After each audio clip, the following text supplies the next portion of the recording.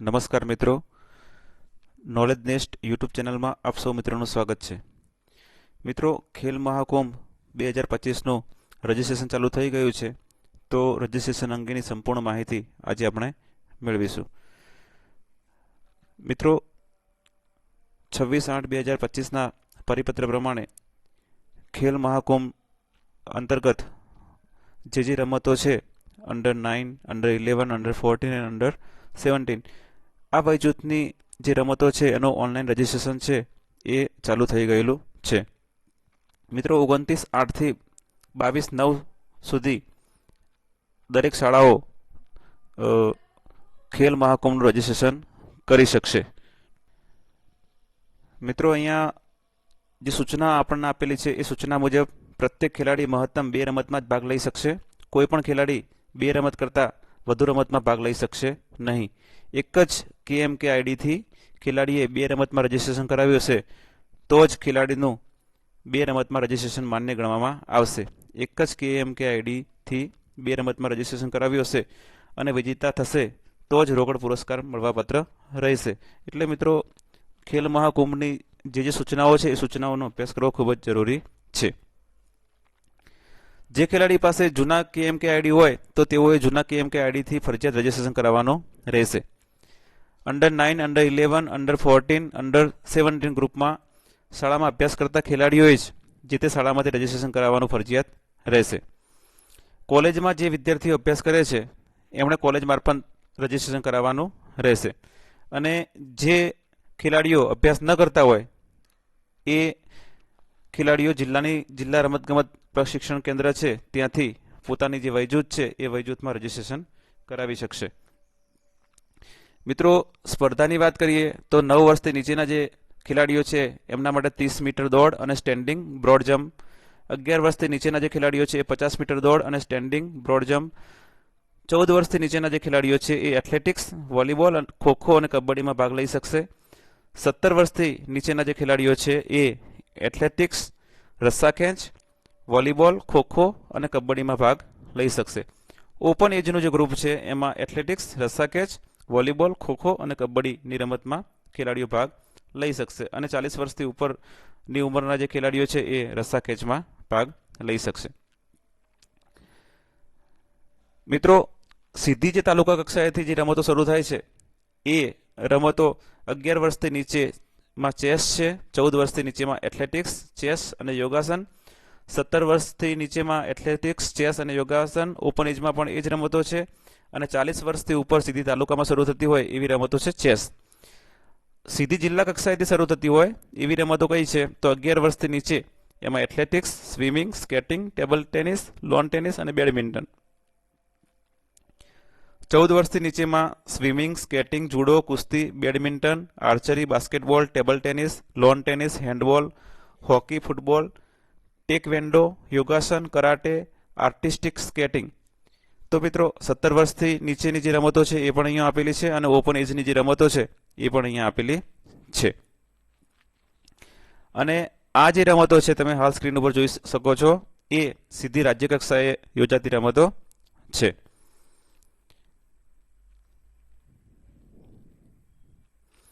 મિત્રો, ત્યારબાદ સ્પર્ધાના સામાન્ય નિયમો એવા છે કે વિદ્યાર્થીની જે ઉંમર છે એ વયમર્યાદા નક્કી કરવા માટેની જે કટ ઓફ ડેટ છે એ 31/12/2025ની રહેશે.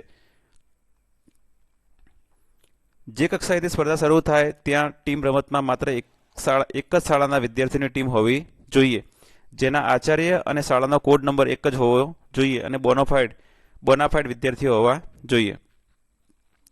રજિસ્ટ્રેશન કરતી વખતે જે તે ખેલાડીની એ જન્મ તારીખ સાચી દર્શાવવાની રહેશે. જન્મ તારીખ ખોટી દર્શાવેલી હોય અને રજિસ્ટ્રેશન કરેલું હોય તો ખેલ મહાકુંભની સ્પર્ધામાં 3 વર્ષ સુધી ખેલાડી ભાગ લઈ શકશે નહીં. કોઈ પણ રમતવીર કોઈ પણ એક જિલ્લામાંથી 2 જ રમતમાં ભાગ લઈ શકશે. તો મિત્રો, આ સામાન્ય સૂચનાઓ છે. સ્પર્ધા સમયે ખેલાડીએ શું સાથે લઈને આવવાનું રહેશે તો આધાર કાર્ડ, ચૂંટણી કાર્ડ, બોનાફાઇડ અને બેંક પાસબુકની નકલ સાથે લઈને આવવાની રહેશે. તો મિત્રો, આ ખેલ મહાકુંભ અંગેનો વિગતવાર પરિપત્ર છે.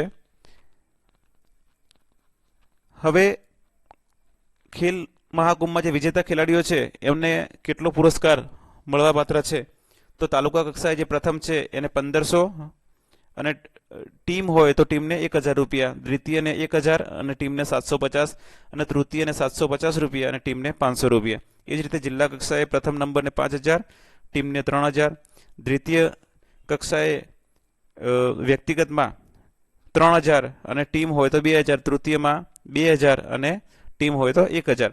એ રીતે રાજ્ય કક્ષાએ પ્રથમ નંબર વ્યક્તિગતમાં 10,000 અને ટીમને 5,000, દ્વિતીયમાં 7,000 અને 3,000 અને તૃતીયમાં 5,000 અને 2,000. શ્રેષ્ઠ શાળા માટે પ્રથમ વ્યક્તિગતમાં જેનું પ્રદર્શન ખૂબ જ શ્રેષ્ઠ હોય એવી શાળાને પ્રથમ નંબરને 25,000, દ્વિતીયને 15,000 અને તૃતીયને 10,000 નો પુરસ્કાર મળવાપાત્ર છે. એ જ રીતે જિલ્લા કક્ષાએ પ્રથમ નંબરને 1.5 લાખ, દ્વિતીયને 1 લાખ અને તૃતીયને 75,000 રૂપિયા. અને રાજ્ય કક્ષાએ જે શ્રેષ્ઠ પ્રદર્શન કરે એને પ્રથમ નંબરને 5 લાખ, દ્વિતીય નંબરને 3 લાખ અને તૃતીયને 2 લાખ રોકડ પુરસ્કાર મળવાપાત્ર છે. મિત્રો, કોચને કેટલો પુરસ્કાર મળવાપાત્ર છે એ પણ અહીંયા બતાવેલું છે. રાજ્ય કક્ષાએ કોચને વ્યક્તિગતમાં 1,500 રૂપિયા અને ટીમમાં 1,000 રૂપિયા, દ્વિતીયમાં 1200 અને 750 અને તૃતીયમાં 900 અને 500 રૂપિયા. તો મિત્રો, આ થઈ ખેલ મહાકુંભ અંગેની સંપૂર્ણ બાબતો. હવે ખેલ મહાકુંભનું રજીસ્ટ્રેશન આપણે કેવી રીતે કરવું તેના વિશેની આપણે માહિતી મેળવીશું. મિત્રો, સૌપ્રથમ આપણા બ્રાઉઝરમાં આપણે ખેલ મહાકુંભ લખી અને આપણે સર્ચ કરીશું. ખેલ મહાકુંભ લખીને સર્ચ કરીશું એટલે અહીંયા આપણને પહેલું જે URL જોવા મળે છે એના પર આપણે ક્લિક કરીશું એટલે આ પ્રકારની સ્ક્રીન આપણને જોવા મળશે.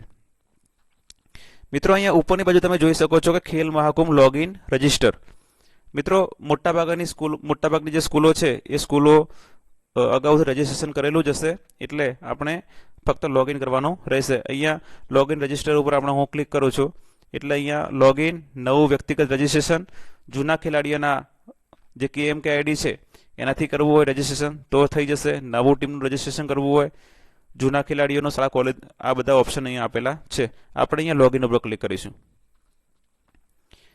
મિત્રો, લોગિન ઉપર ક્લિક કરીશું. અહીંયા બે પ્રકારના ઓપ્શન આપણને જોવા મળે છે. ખેલાડી વ્યક્તિગત રજીસ્ટ્રેશન કરવું હોય તો અને શાળા અને કોલેજ મારફત રજીસ્ટ્રેશન કરવું હોય તો અહીંયા શાળા અને કોલેજ ઉપર આપણે ક્લિક કરીશું. અહીંયા સ્કૂલનો KMK ID અથવા સંદર્ભ નંબર નાખી અહીંયા શાળા લોગિનનો પાસવર્ડ નાખી અને અહીંયા કેપ્ચા નાખી અને આપણે લોગિન કરવાનો રહેશે.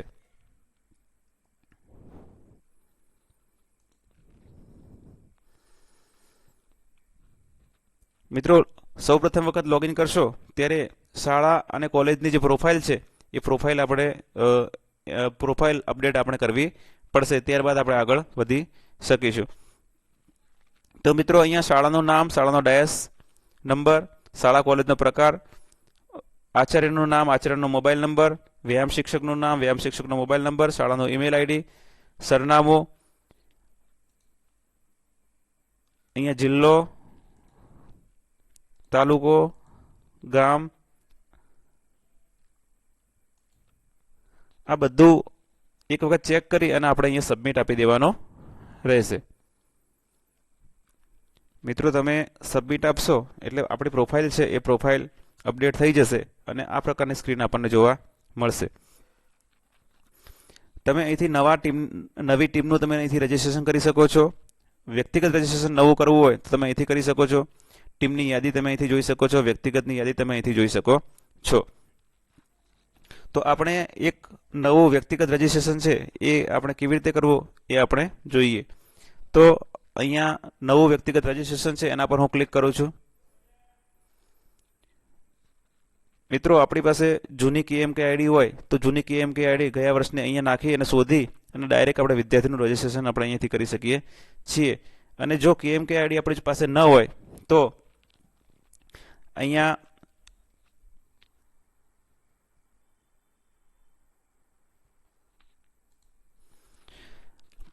પ્લેયરની જે વિગતો છે એ પ્લેયરની વિગતોમાં અહીંયા પ્રથમ નામ, વિદ્યાર્થીનું પ્રથમ નામ, પછી એના પિતાનું નામ, વિદ્યાર્થીની અટક, વિદ્યાર્થીનું રજીસ્ટ્રેશન તમે કયા જૂથમાં કરવા માંગો છો, અંડર 9માં, અંડર 11, અંડર 14 કે અંડર 17, તો એ આપણે પસંદ કરી લેવાનું રહેશે.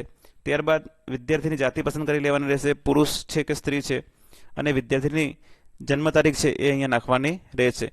જે જન્મ તારીખનું ફોર્મેટ છે એ DD, MM, YY એટલે કે પહેલા જન્મ તારીખ, પછી જન્મનો મહિનો અને પછી વર્ષ, એ પ્રમાણેનું ફોર્મેટ અહીંયા રહેશે. રમતગમતનું નામ આપણે અહીંથી પસંદ કરી લેવાનું રહેશે. તમે એથ્લેટિક પસંદ કરો છો તો એથ્લેટિક્સના અંદર અહીંયા એ પસંદ કર્યા પછી પેટા રમતો છે એ પેટા રમતો અહીંયા પસંદ કરવાની આવશે. તો તમે કઈ રમત માટે ભાગ લેવા માંગો છો એ રમતો આપણે અહીંથી એથ્લેટિક્સમાં પસંદ કરી શકીશું. દાખલા તરીકે 100 મીટર દોડ છે, એ 100 મીટર દોડ જિલ્લા કક્ષાએ. બીજી રમત સિલેક્ટ કરવી હોય તો ચેકબોક્સ ટીક કરો. એક જ વિદ્યાર્થીને બીજી કોઈ રમત માટે સિલેક્ટ કરવાનો હોય તો આપણે અહીંયા એક જ વિદ્યાર્થીને બે રમતમાં આપણે એને સિલેક્ટ કરી શકીશું. પ્લેયર ગાર્ડિયન, પ્લેયરનો અથવા એના વાલીનો મોબાઈલ નંબર અહીંયા લખવાનો રહેશે. મોબાઈલ નંબર કમ્પલસરી છે આ વખતે. ત્યારબાદ શાળાનો ઈમેલ આઈડી લખવાનું રહેશે. વજન અને ઊંચાઈ એ કમ્પલસરી નથી, ફરજિયાત નથી, એટલે એ નહીં લખશો તો પણ વાંધો નહીં આવે. ત્યારબાદ અહીંયા સરનામું લખી દેવાનું રહેશે. અહીંયા જાતિ પસંદ કરી લેવાની રહેશે, વિદ્યાર્થીની જાતિ કઈ છે. ત્યારબાદ અહીંયા કોચનું નામ, કોચનો મોબાઈલ નંબર, કોચના ઘરનું સરનામું અને કેપ્ચા કોડ નાખી અને પછી અહીંયા હું સ્વીકાર કરું છું ત્યાં ટીક માર્ક્સ કરીને સબમિટ આપી દેવાનું રહેશે. તો મિત્રો આ રીતે આપણે વ્યક્તિગત રમતો છે એ વ્યક્તિગત રમતોનું રજીસ્ટ્રેશન છે એ રજીસ્ટ્રેશન આપણે પૂર્ણ કરી શકીએ છીએ. મિત્રો ત્યારબાદ હું અહીંયા ડેશબોર્ડ પર પાછો આવું છું. નવું ટીમનું રજીસ્ટ્રેશન એના પર આપણે ક્લિક કરીએ છીએ. ટીમનું રજીસ્ટ્રેશન કેવી રીતે કરવું એ આપણે જોઈ લઈએ. જૂની ટીમનું રજીસ્ટ્રેશન તમે જો કરેલું હોય તો ટીમની જે આઈડી છે એ આઈડી શોધી અહીંયા આઈડી લખી અને શોધો પર ક્લિક કરશું એટલે એ ગયા વર્ષની જે આપણી ટીમ છે એ ટીમ એઝ ઇટ ઇઝ આપણને જોવા મળશે. જો નવું રજીસ્ટ્રેશન તમારે કરવું હોય તો અહીંયા ટીમનું તમારે નામ લખી દેવાનું. તમે જે નામ ટીમનું પાડ્યું હોય એ ટીમનું, પુરુષ એટલે કે છોકરાઓ માટેની ટીમ છે કે છોકરીઓની ટીમ છે એ અહીંયા પસંદ કરી લેવાનું રહેશે. એમનું ટીમનું વયજૂથ છે એ વયજૂથ અહીંયા પસંદ કરી લેવાનું રહેશે. દાખલા તરીકે અંડર 14 પસંદ કરીએ છીએ. કઈ રમત માટે તો એમાં તમે આટલી જે રમતો છે basketball, football, handball, hockey, kabaddi, kho kho, rollball, swimming, volleyball, sepak takraw, આ રમતો છે. દાખલા તરીકે હું અહીંયા ખોખો પસંદ કરું છું.